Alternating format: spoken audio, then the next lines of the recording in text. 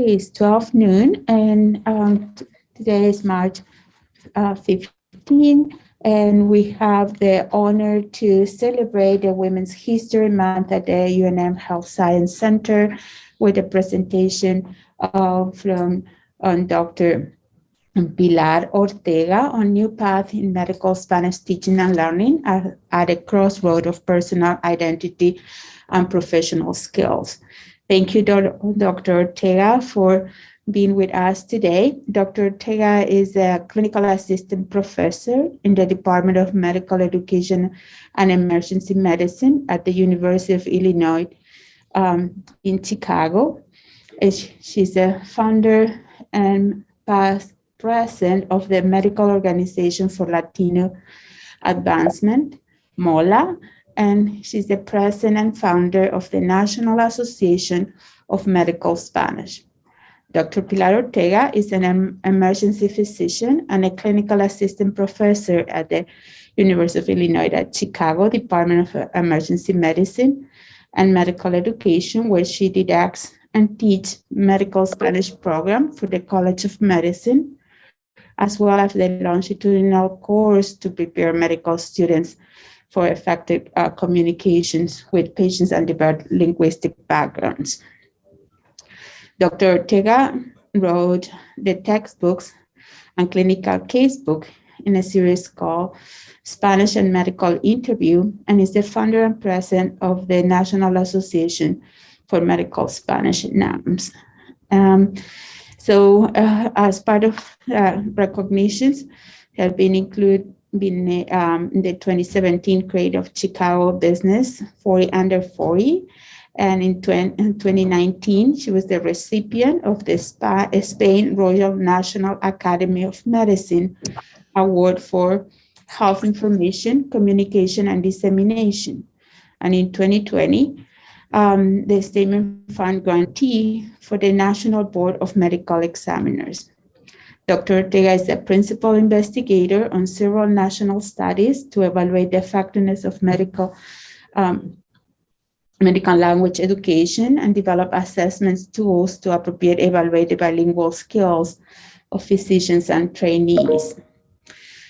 She has a BA from Johns Hopkins University, her MD from the University of Chicago, and completed the emergency medicine resident at the University of Chicago, and is currently pursuing a master's in graphic medicine in la Universidad Internacional de Andalucía. Dr. Ortega is nationally and internationally recognized author, speaker, and clinician science, focusing on preparing medical students, physicians, and healthcare systems for linguistic and cultural diverse patient population. So thank you so much for being with us today, and we're looking forward to your presentation. Un honor, bienvenida. Muchísimas gracias, Doctora Plaza. The first thing I want to say is thank you so very much for inviting me. It's really an honor to be here, especially in celebration of Women's History Month. This is really in recognition of all the women that have come before us and all of those that will come after. And so I want to really say what an honor it is to be recognized in this way, to be invited for this topic. The second thing I want to say is to all of you, this is very much a very welcoming, bilingual, multilingual environment I would like to foster during today's charla. So please feel free to translanguage if you want to ask your question in Spanish, in English, or bilingually. If you want to put in a chat comment in Spanish or English. If you speak other languages, I would be delighted to read as well, but I may not understand it because those are the two languages that I speak. But nonetheless, I would love to see a greeting from any of you in the chat in whatever language you so desire. So please say hello, hola, buenos días, buenas tardes, in whatever language you would like as we get started today. So thanks again for inviting me, and here we go. And we will have time toward the end, I'm going to leave a good amount of time so that we can have a robust discussion, because I'd really love to hear from you and what questions you want to address and you want to discuss with me and with each other today. Okay, so what I would like to have as our goals for today are, first, I'm going to share with you what the current state of medical Spanish education is. Mostly this work has focused so far in medical schools, but we'll try and speak a little bit more broadly about health professions as well. The second objective is I'd like to share with you some effective strategies that I have found in my research, or that others in the organization that I'm going to share with you about have found in medical Spanish integration in larger educational efforts. And finally, today is a lot about identity, being Women's History Month. And so I think it's really important for us to identify and reflect on what is the impact and the potential impact of language on medical education for us as learners, as educators, as individuals who come from diverse backgrounds, have multiple languages potentially that we speak. So thinking about that and how what role our personal identity and our professional one have to do with each other when it comes to language. So vamos a empezar. So to get started, the current state of medical Spanish. So in order to get to kind of the present day, I'm going to tell you briefly about a history of medical Spanish, which basically until about 2008, when Dr. Rowland from University of North Carolina, Chapel Hill, started documenting what they were doing in their program there. And that's kind of the first publication related to medical Spanish that came out in the literature. Before that, most of the work going on in medical Spanish was kind of behind the scenes, was constant reinventing of the wheel, largely by students. So I was one of those students who kind of created my own curriculum at the time when I was a medical student because of the lack of one. So that is a very common story, and essentially is the initial history of medical Spanish in the United States. When Professor Rowland published his guiding principles of medical Spanish, that was an excellent start to start giving some direction as to what are those elements that should be included in a medical Spanish program. Professor Hardin from Baylor in 2013 then did something similar. She's a language professor. So now we have somebody, not only somebody coming at this issue from the medical standpoint, but then from the standpoint of the humanities and of language, as being a language professor. So that is going to be a common theme we're going to talk about today, and that cross-disciplinary nature of this field really stands to gain from collaboration among these two disciplines. She published a paper regarding best practices in medical Spanish education based on what she had observed mostly in the university setting, so undergraduate medical Spanish teaching. And then in 2015, Morales and colleagues published the first national survey of medical Spanish. So they laid the groundwork for what's going on a national level, and this was in collaboration with the Latino Medical Student Association. What's going on across the country? Who's teaching medical Spanish? How many schools? And they found out about 2/3 of schools had medical Spanish. So the vast majority of medical schools at that time, which the survey was done in 2012, paper was published in 2015, had medical Spanish education. So already we're, realizing that even though nothing's been standardized yet, most schools are seeing a need for it and teaching it. So fast forward to now. So what's been happening since that time? So what happened was that I and several other people started meeting each other at different conferences and realizing that we were each reinventing the wheel in our own little silo of our university, medical school, et cetera. So we decided to come together and we held what we called the first Medical Spanish Summit in 2018. We did this in partnership with NHMA, the National Hispanic Medical Association, National Hispanic Health Foundation.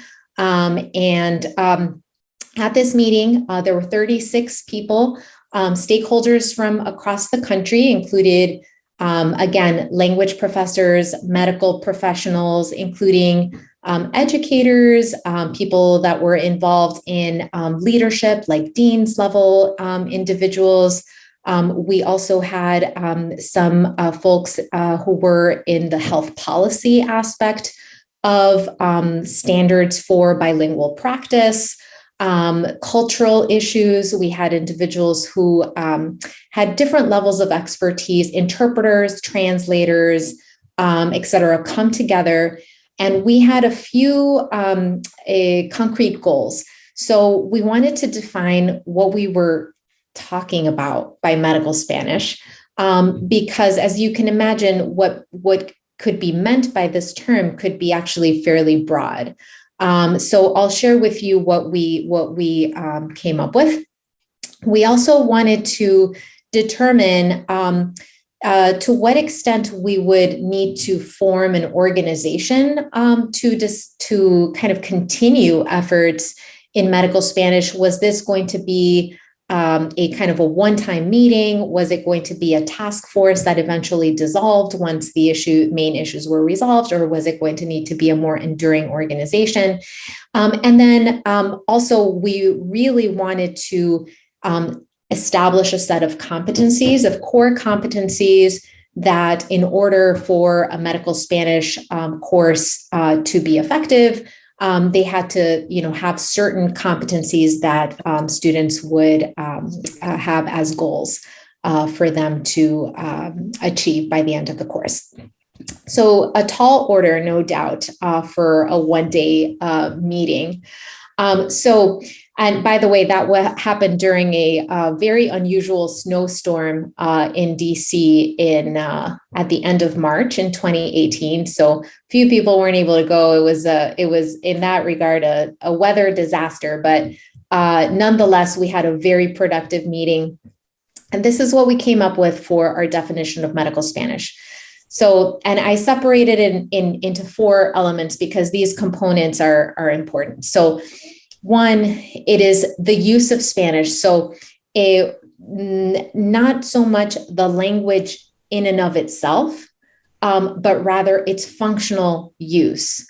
And that is an important thing that we'll come to again in a little bit when we talk about assessment, because there are many assessment exams around for Spanish language in general, but there are not many assessment exams around for functional use of Spanish in clinical context. And that's a very important distinction.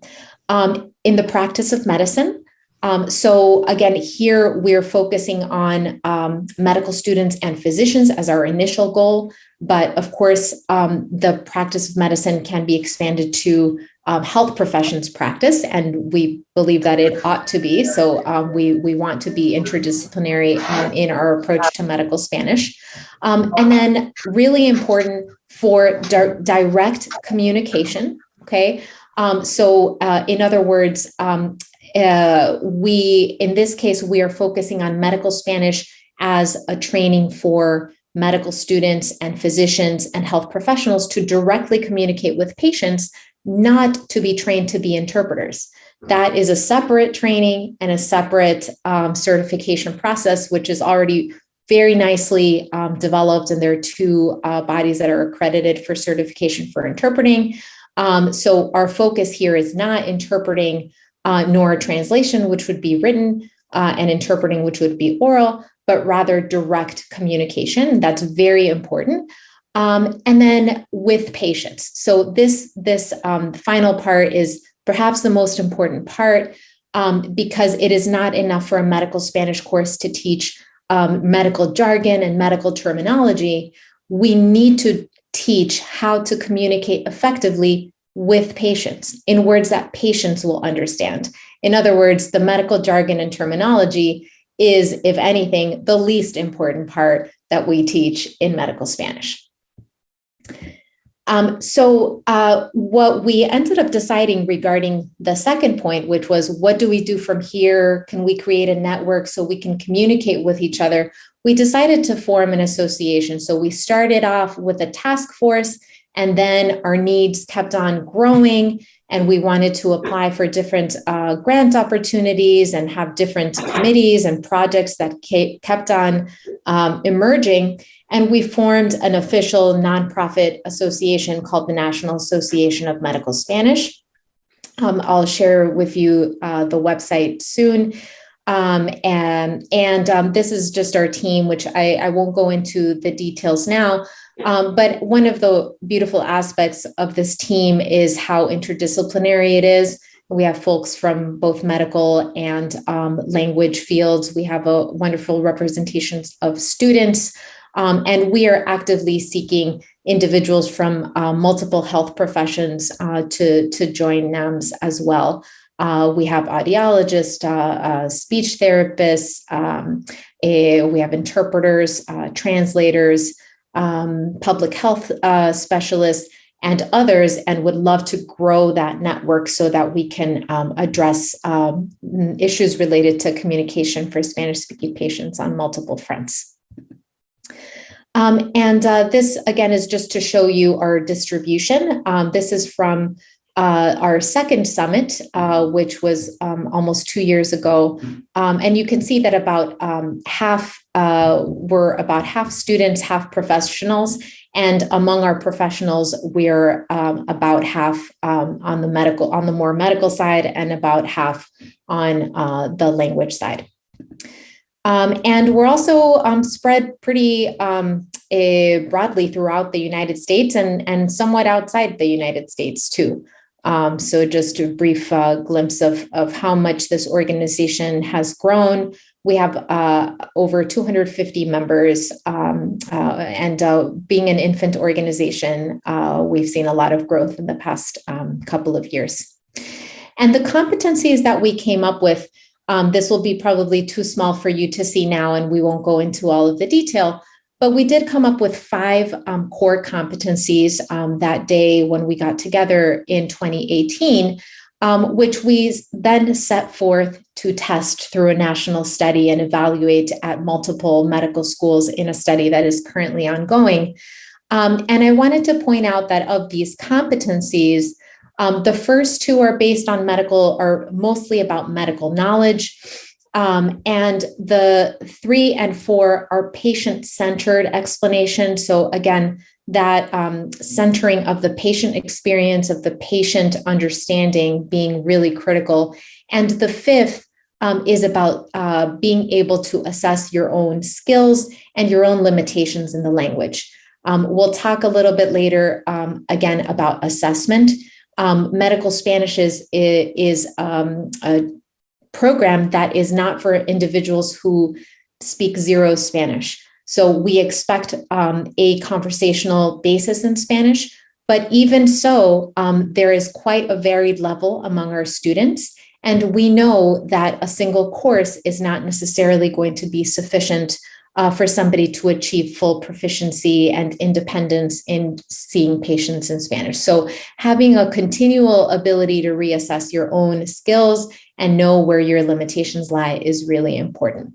And then importantly, on this right side of this figure, we have some corresponding performance objectives, and that comes into play when it comes to assessment. And so this forms a really useful, I hope, guide for schools that would like to implement medical Spanish education, that they can follow these or adapt to their needs, these initial core competencies and performance objectives as part of their program. So we set forth as well some basic standards. And again, these are not best practices. These are basic standards for medical Spanish courses. So as I told you before, many programs were student run, and they many of them still are actually, and I'll show you an update on that in a moment. So in order for medical Spanish to be effective and sustainable, our group decided that based on the literature, the papers that I mentioned before by Professor Rowland, by Professor Hardin, and this new consensus document that we all came up with during our summit, we decided these are the things that without these, you can't really have effective medical Spanish education. So you have to have a formal curriculum. It can't just be a thing that's just kind of, made up and is not part of, kind of made up on the fly and is not necessarily approved by the school as a formal course, whether it's an elective course or a required course, that can be determined by the site. And most of them by far are elective courses. But nonetheless, there has to be a formal curriculum associated with it, go through curriculum review, and that's a level of formality and kind of raises the expectation of the quality of the course. So that's an important initial component, and it also gives that institutional recognition, because oftentimes it's not that the courses that are not formal courses are necessarily lower in quality. They're just under-recognized, and those of you who are putting the work towards them, it's not being recognized by your institution. Along with that, there has to be a faculty member who is an educator. It could be clinical faculty, it could be language faculty, it could be team taught, it could be that there is a faculty educator plus teaching assistants who are students who are at the near native or advanced level. So there are multiple ways to do this, but there has to be faculty supervision for the work, because even the most advanced students in Spanish deserve to improve their skills in a way that they are able to do their duties as a health professional, just as well in Spanish as they can in English. Thirdly, there has to be an assessment, because if we don't assess our learners' skills, then we are not helping them to understand what their limitations and what their strengths are. And if they're not doing that, then it will be very hard for them to know whether it's okay for them to use their skills or not when it comes to patient care, and that's a patient safety issue. And then finally, institutional credit, and that kind of loops back into the formal curriculum. Different institutions give credit different ways for electives. Sometimes it's credit on your transcript. Sometimes it's 0 credit, but it appears on your transcript. Sometimes it's a certificate of completion that gets listed in your final letter at the end of medical school.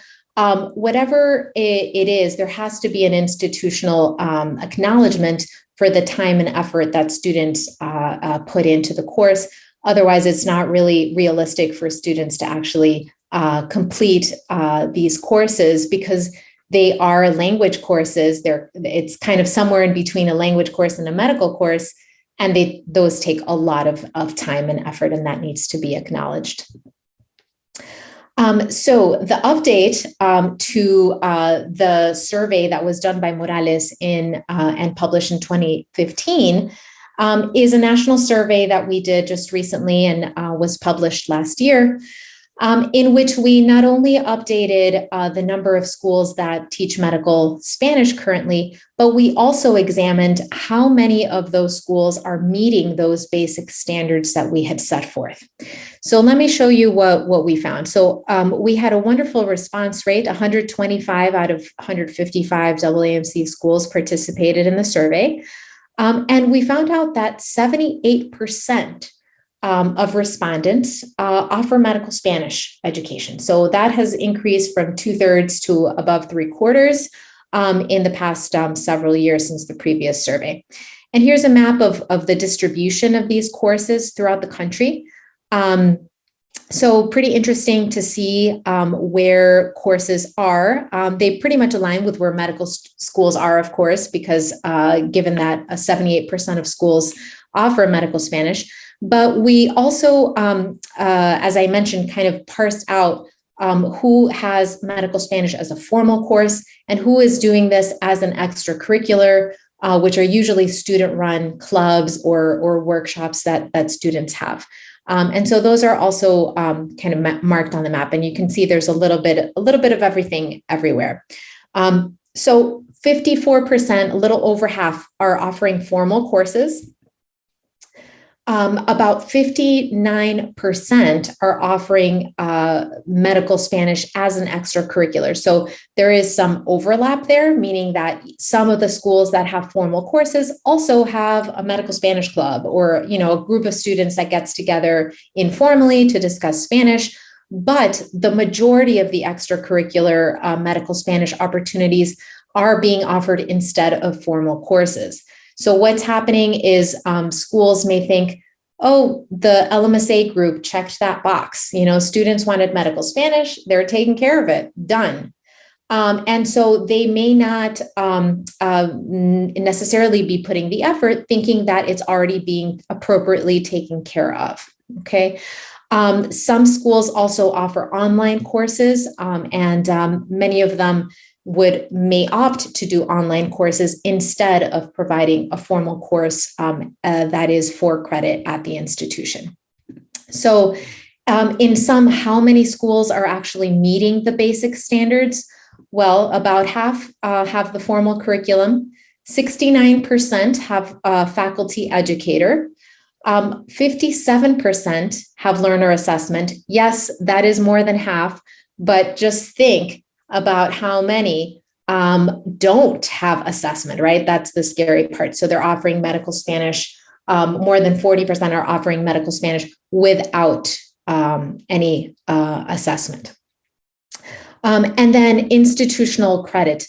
Actually, we're not doing too great on that. So only about 30% of schools provide their students with credit for doing medical Spanish. And how many are doing all four? Only 21%. So less than a quarter of schools that provide medical Spanish meet all of these basic standards. So what do we do about this? Let me share with you some of the things that we have learned that can be helpful on this front.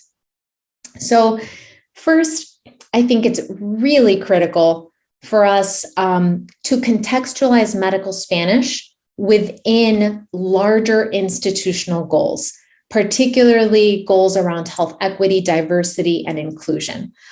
For us who are in medical Spanish, the connection is obvious.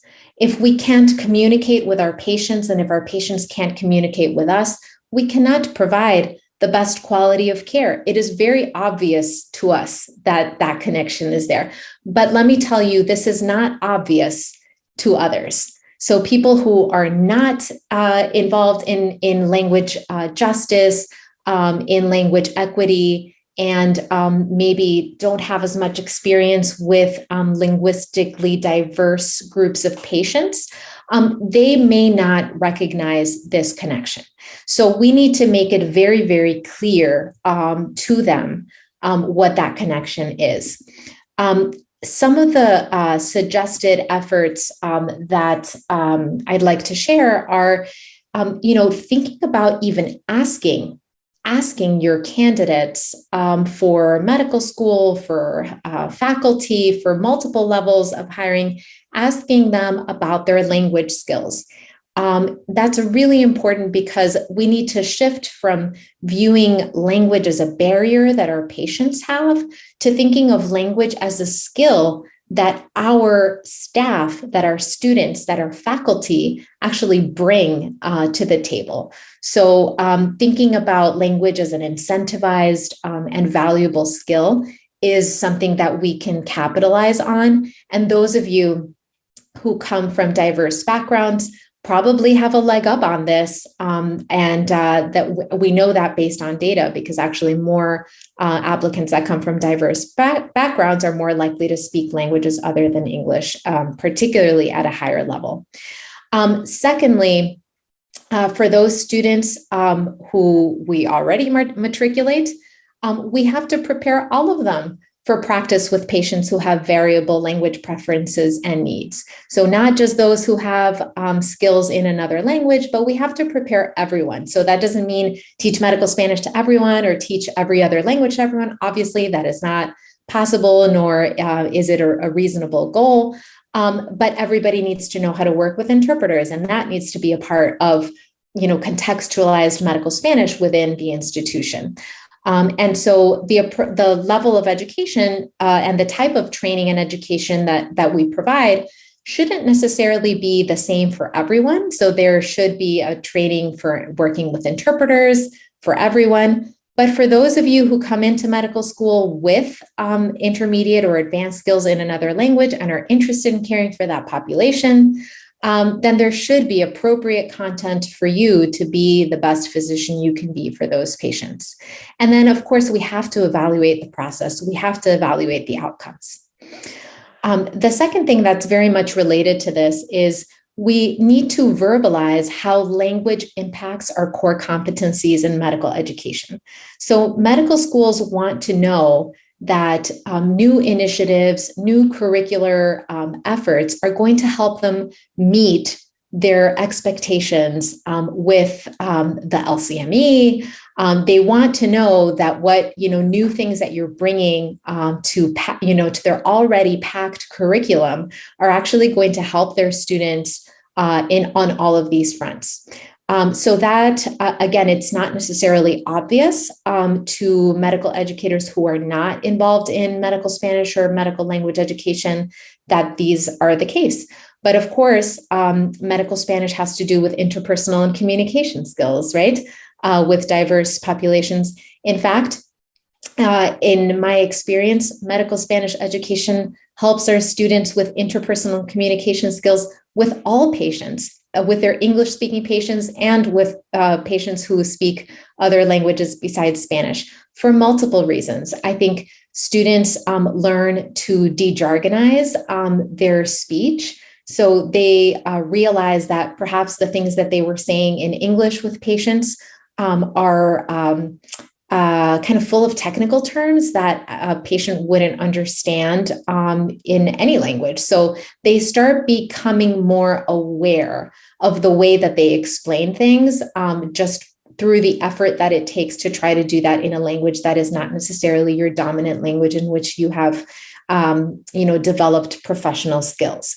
And so that's a really interesting outcome to me that I think is something we can push awareness about.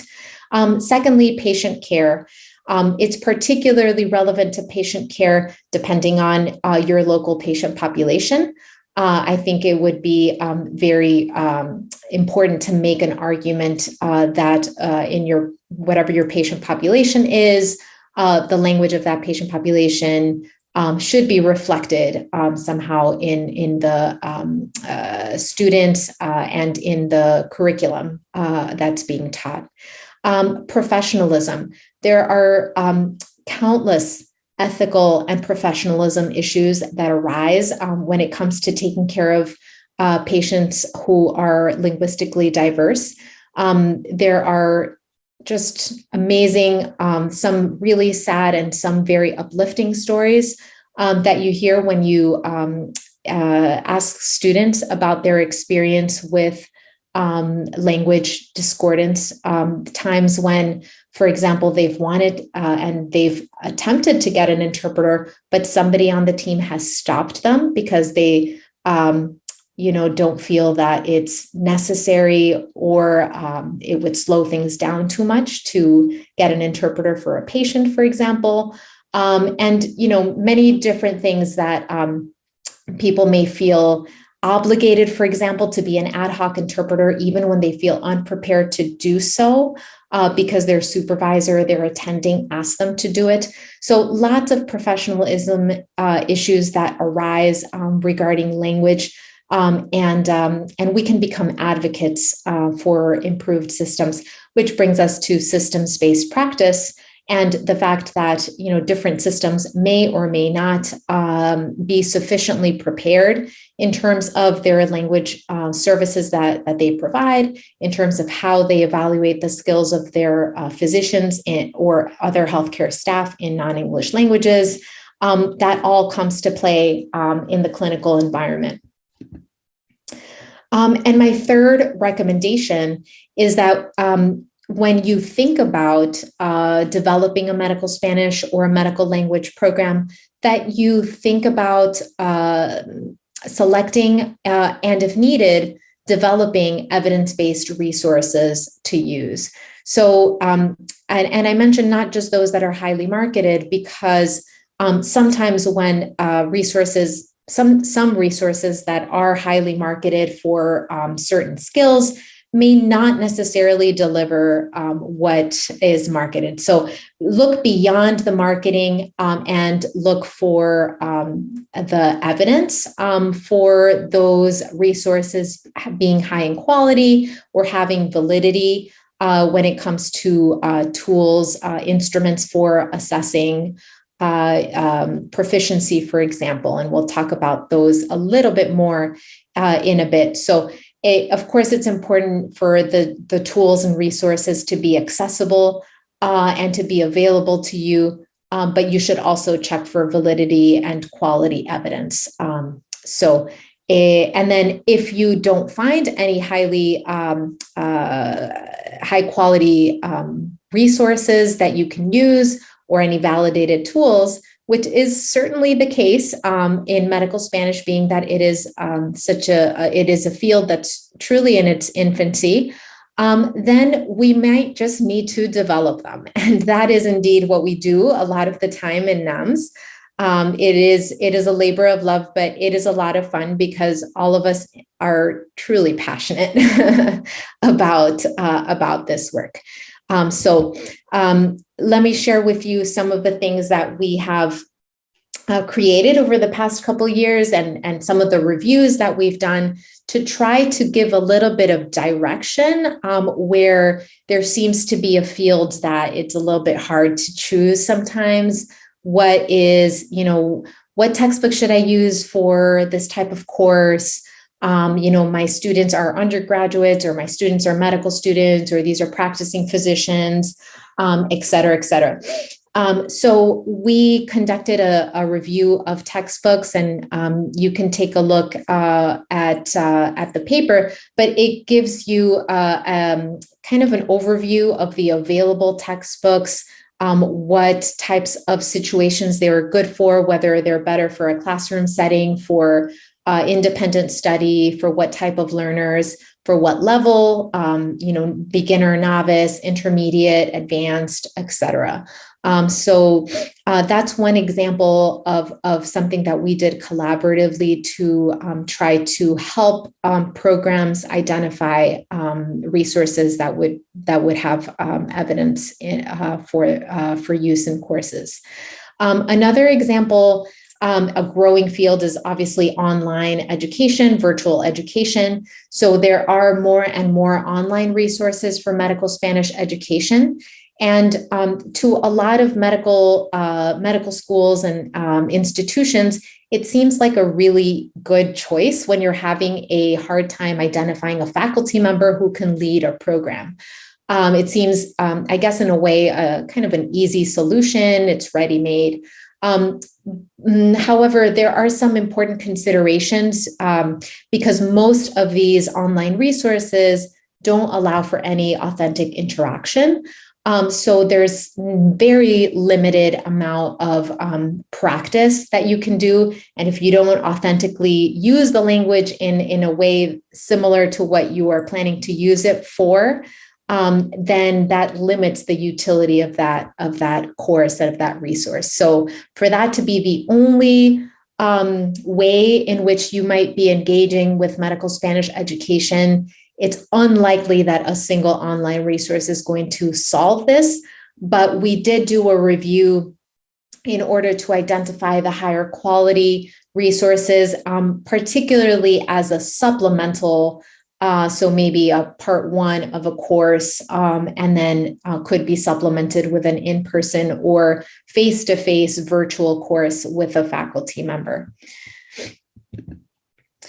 And assessment is a really big topic that is the kind of final thing that I want to talk about before just closing with some comments about identity. And if you all want to go into more detail about assessment questions, I do welcome that. So recently, actually, I say recently, but the time has flown. We're actually at the tail end of this grant now. We have about 6 months left for this to finish this study on medical Spanish proficiency assessment. So I've been working with a wonderful team that includes a language assessment expert, a medical interpreter, several physicians and a psychometrician and several medical students.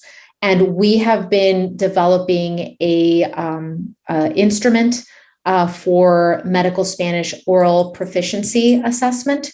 So at the moment, the only validated proficiency assessment for medical purposes that currently exists is a commercial exam called the CCLA exam, the clinician and linguistic, cultural and linguistic assessment, clinician cultural and linguistic assessment, CCLA, which is a commercial exam. It's a telephone-based exam by Alta, initially intended for primary care purposes for clinicians in primary care. And it's available in multiple languages, including Spanish. Other available proficiency examinations are not specific to clinical contexts. Well, with the exception of the interpreting examinations, of course, but those are for interpreting skills, not for direct patient care. So they're quite different. The CCLA exam, being a phone-based examination and being primary care specific, has some limitations, has not been tested against education-related outcomes, and there's no dialogue, so there isn't really an authentic interaction with the patient. It's just a response to some pre-recorded prompts. So we decided to embark on the refinement of an existing general language assessment tool, converting it into a specific for medical oral proficiency assessment. So it's been a really fun journey. I can tell you a bit more about it, but it's hopefully going to be published very soon. We did a reliability analysis of this work for the reliability of raters in evaluating medical Spanish oral proficiency using this tool. We finalized the tool. We are now doing a validity study. So it is not quite ready for prime time, but hopefully it will be soon. And I think that in different contexts, I think this will be a useful instrument to use for medical Spanish oral assessment, where there really hasn't been another option other than the CCLA exam. So I think we will be seeing more options for this purpose in the coming couple of years. And again, happy to answer questions about that. The instrument that we are developing, we are using to assess medical students in recorded encounters with standardized patients. So this is just an example, still frame from one of the encounters. I'm not going to go into this due to lack of time, this whole figure, but this publication is available in the AAMC's resource library, and I am happy to share the link separately if you would like it. But we present some steps if you are planning to start or improve your medical language program. It's really one of the key recommendations that we test our learners' skills by evaluating their performance in clinical situations similar to those in their real healthcare practice. If we don't do that, we don't really know whether they're able to use their Spanish skills in those situations. And again, going back to that definition of medical Spanish, it's not just do you speak Spanish, it is how do you employ Spanish in your job as a medical student, as a physician in that healthcare situation. And just to close, of course, this is personal for me. Language is intersectional, I think, for all of us. And those of us who are multilingual, I think, feel this in our core. I grew up first speaking Spanish and learned English shortly thereafter. I was 5. These are my first 2 kids, and they also learned Spanish first at home.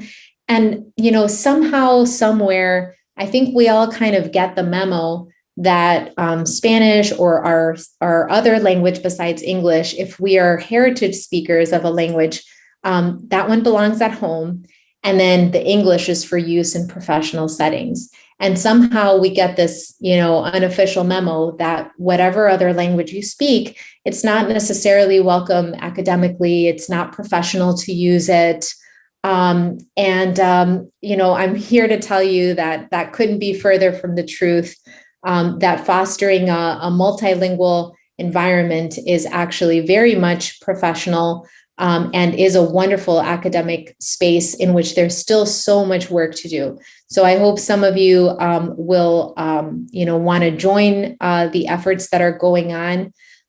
It truly, language and lack thereof, truly affects our job as clinicians. So this is a really interesting study about risk assessment and why do doctors who speak a little bit or partially speak another language, why do they use those partial skills with patients? So physician knowledge and skills and miscalculating of your own skills are 2 of the top factors that are determining factors as to why you do that. And so this is not about blame. This is about, we need to treat this as the medical, we need to treat language as the medical tool that it is in order for us to improve language justice for our patients. I kind of already talked about heritage Spanish speakers and how we, might get overburdened with inappropriate requests to use Spanish or other languages. So I'm going to leave that there for now. And also just to mention that even within Hispanic Latinx groups, there is a wonderful diversity of language. And although, I won't talk about this in great length, maybe it's something we can talk a little bit in our few minutes of discussion. So just leave you with this beautiful picture of the collaborators who worked with me on recording some cases for our Casebook, which is really one of the more exciting projects that I've been involved with recently, and just shows the beautiful accents and the beautiful sounds of Spanish throughout the world, which is really, really fun to work on. So I'm going to leave it there, and I would welcome your questions.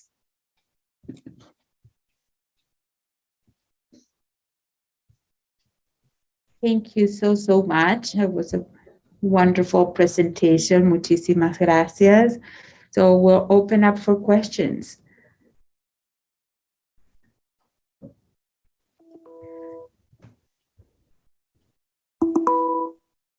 Well, I'll take this moment to jump in. I'll take this. It's great seeing you, Dr. Pilar Ortega. Let me just say, in witnessing part of your career journey, I mean, your leadership around this topic has been exceptional in terms of doing the work, but also doing it in a scholarly manner, which I think,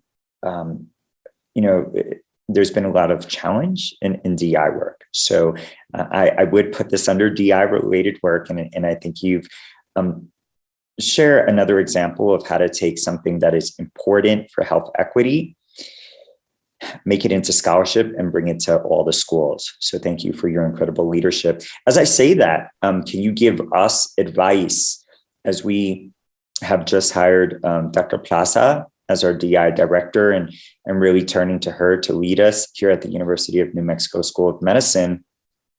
What are the things we need to be mindful of that you've witnessed playing out at your own school and other schools as we move language equity and ensure its success and progress? Absolutely. Well, thank you for those kind words, Dr. Sanchez. I think one of the things that I am super passionate about is that when we do this work, we truly are doing academic work. And so I think engaging students from the start in it has been really important to me, because it's also about mentoring students through that academic path. I think somehow students, sometimes UIM students, they may have a passion for a certain area of work, but they may be dissuaded from pursuing it because it's not scholarly enough or academic enough or something like that. Particularly when those interests are within the DEI space, in language, for example, or maybe a little more in the humanities or whatever. So that, in my opinion, that is absolutely false. In fact, I think we need more people doing work that is cross-disciplinary and intersectional. And so engaging students in this as a scholarly process, I think, is really important. It also adds to the value of this at your institution, because it's not only, maybe one person producing academic work, but then you're folding in students, you're mentoring them through academic work. So I strongly encourage that. At UIC, we've had a group of students who have just been really motivated to develop these longitudinal workshops that we're doing for all students around the impact of language and health, working with medical interpreters, and self-assessing language skills. And we found out in doing these workshops that 75% of our students report speaking a non-English language. Not all of them at an advanced level, but it doesn't matter, because we know that even when it's not in an advanced level, if they're faced with a patient who speaks that language, chances are they will use that language. So we need to equip them, with the skills. So I think one is collecting data early. So finding out how many of your students do speak a non-English language is really valuable for a school to see how important this and impactful this work can be, and involving students in scholarship early. And then the third thing I would say is collaborating with others. So I'm so excited about you hiring Dr. Plaza and starting this longitudinal program. It's fantastic. So I'm really excited to see what comes of it. And I think there are a few other schools that have more longitudinal programs. So it would be pretty cool to maybe align the types of outcomes data that you all are collecting for a multi-site study in order for that to even be more impactful. Thank you for that. One of the other questions is the issue of, the regional variation of Spanish and how to accommodate that. So I don't know if you can comment briefly on that. Sí, por supuesto. So I love the regional varieties of Spanish. I think for people who are a little bit more outside of the world of Spanish, it scares them. Because, they think that perhaps it is so, they may be under the impression that the regional differences and the varieties of Spanish are so different from each other that we can't really communicate. But that is not the case. So the first thing is that I feel, even though my Spanish heritage is primarily from Spain, I grew up in Miami, and so I do feel like I have a little bit of everything in there when I speak Spanish. But clearly you can hear my Spanish accent when I speak. There is no problem whatsoever in communicating with others. But the thing that we have to teach in medical Spanish is we have to teach this respect for all varieties of Spanish as equally valid, as equally appropriate, and the value of mirroring the language that our patients use. So if my patient uses a particular word and I'm going to learn it that day, that's awesome. You know, they can teach me. The thing I can't be afraid of is to ask them, right? So if my patient uses a word I am not familiar with, I just need to have what I call linguistic humility. So we talk about cultural humility a lot. So having your patient be our teacher, you know, and say, hey, I don't know that word, you know, no conozco esta palabra, me puede enseñar, you know, me puede explicar, can you teach me what that means? Or what does that mean to you? You know, that is how we all grow together. And I think patients really, they love being our teachers. They really like to see us in that position where they can really help us improve our communication with them and with other patients, because for sure it will come up. You know, there will be words and there will be things that maybe you don't understand so well, either from a cultural standpoint or from a linguistic standpoint, that a patient says, even if you're supposedly from the same, you know, culture. So even in families, sometimes, you know, my mom has made up words, you know what I mean? So I know that regardless of the patients that I see, they're even if they're supposedly Spanish speaking, I will surely learn something from them. And that's not a bad thing. We just have to be willing to ask questions and not come in with an attitude like I kind of know it all. You know what I mean? I also would like just to, you know, enhance the point of in terms of assessment, and that's the new area where we're moving with the standardized patients, and because that help us to frame medical Spanish as a patient safety issue. And that's part of only, you know, also have that legal implications for accreditation of the healthcare institution in terms of meeting the class standard of cultural linguistic appropriate services that also have to do with SHACO. But, you know, part of one of the class standard is that ongoing training. So I think that the tools that are being developed will be not only helpful for the medical students, but also for faculty and staff. So we much appreciate all the work that you're doing and on the assessment field and developing the OSCEs. And that's an area that I think mostly all the medical schools have to move into, to have part of the portfolio of the OSCEs to be bilingual ones. Absolutely. And I would even encourage medical schools to consider having patients who don't speak English for OSCEs in other areas, not just for medical Spanish courses, you know, but to actually reflect patient population that students are going to see, you know, whether they're evaluating a patient for chest pain, you know, in the cardiology section, or whether they're taking a specific course in medical Spanish.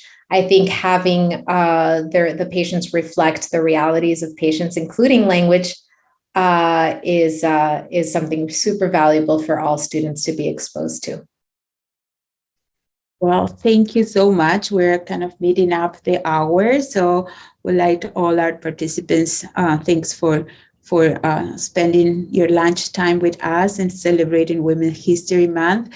And hopefully we can meet again next year and celebrate all, you know, the next step, and share about the next steps that as a School of Medicine will be taken into improve language equity. But thank you so much, Pilar, for todo tu trabajo and your inspirational leadership. Thank you so much. Un placer, y ojalá que sea en persona la próxima vez. De acuerdo. Okay, cuídense mucho. Thank you so much. Igualmente.